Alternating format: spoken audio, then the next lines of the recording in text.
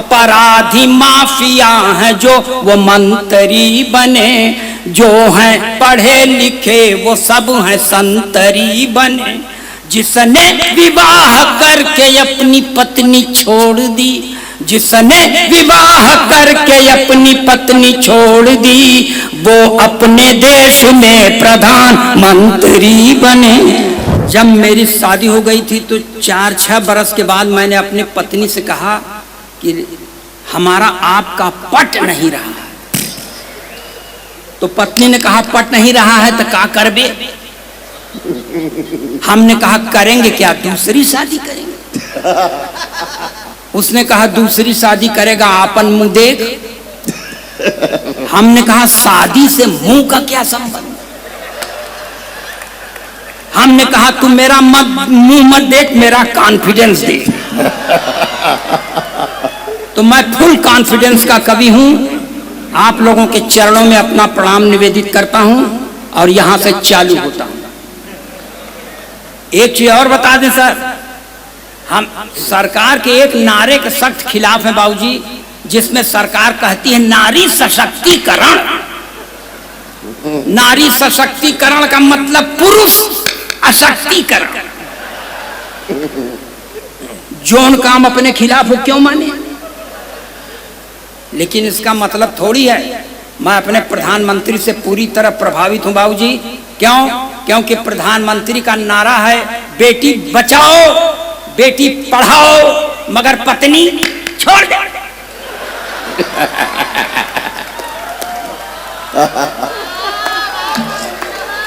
वाह। और आपको बता दें प्रधानमंत्री बनने के लिए ये सब करना पड़ता है। इंदिरा जी ने अपना पति छोड़ा था, प्रधानमंत्री हो गई। उससे कम है क्या? इनके पास जो था इन्होंने अपना छोड़ दिया और मैंने भी अपनी पत्नी को छोड़ दिया है। भविष्य मेरा भी उज्जवल है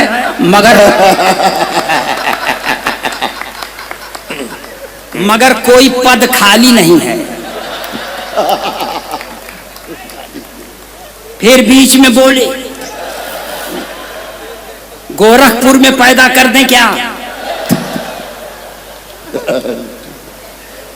अब सुनिए भाई मेरे दोस्त, मैं आपके लिए आया हूं।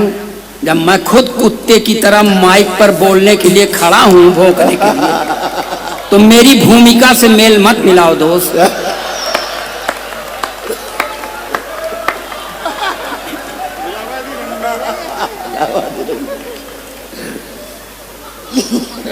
देखिए अब हम पढ़ना तो बहुत चाहते हैं मगर कांग्रेस के खिलाफ पढ़ नहीं सकते।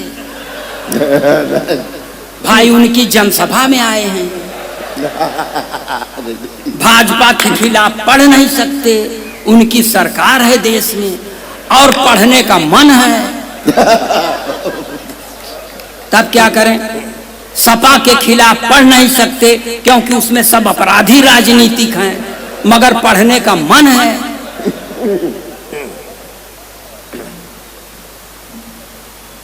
काहे भाई साहब, किसी को सहेजने चले गए क्या? हम तो परेशान है भाई साहब। छत्तीसगढ़ है, आगे पीछे दोनों तरफ से गढ़ दें तब।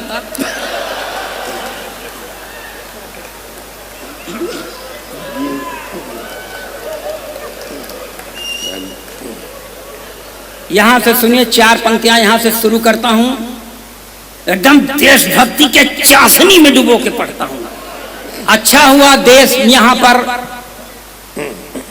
वीर रस के कवियों को नहीं बुलाया। बहुत अच्छा किए सर, क्योंकि वीर रस का कवि जानते हैं क्या पढ़ेगा? पाकिस्तान का सीना फाड़ देंगे, रावलपिंडी में झंडा गाड़ देंगे। काहे गाड़ दोगे भाई साहब? यहां जगह कम है क्या? जो काम यहां करना चाहिए यहां नहीं, सिर्फ रावलपिंडी वही झगड़े की जड़। और टिप्पणी पर ताली बजाना कि नापाक सरजमी पर पाक तिरंगा झंडा नहीं फहराया जाता।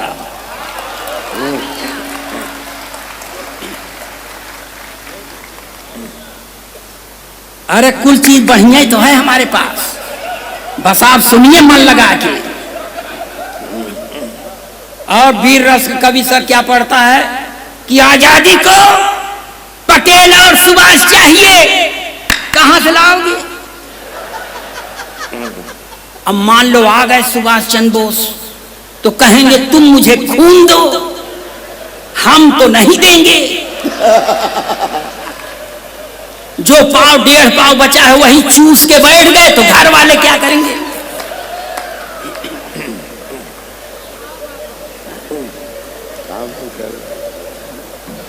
और बता,